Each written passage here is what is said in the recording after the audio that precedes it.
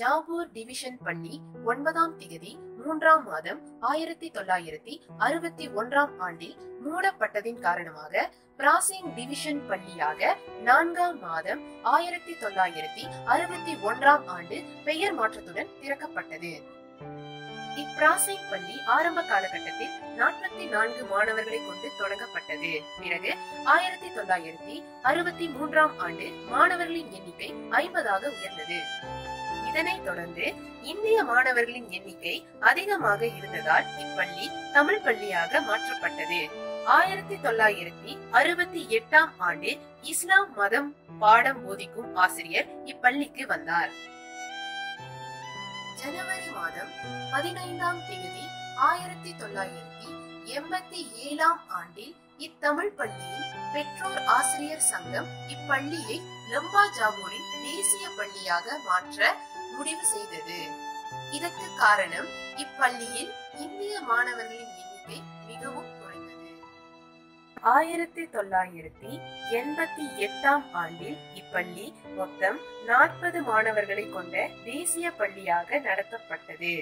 இப்பொழுது இப்பள்ளி நிறைய மாற்றத்துடன் மொத்தம் 243 மாணவர்களை கொண்ட தேசிய பள்ளியாக இயங்கி வருகிறது.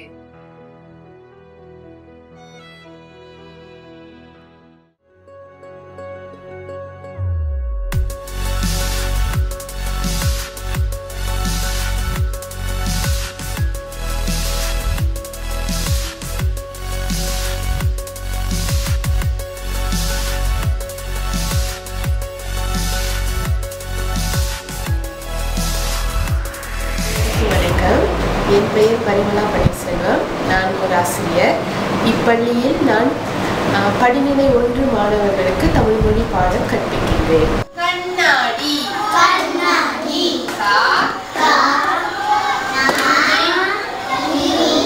தெலுங்கானா மாநிலத்தில் மொத்தம் 4 தேசிய பள்ளியில் தமிழ் மொழி பாடம் கற்றுத்தர தேர்ந்தெடுக்கப்பட்டுள்ளது. அதில் இப்பள்ளியும் ஒன்று.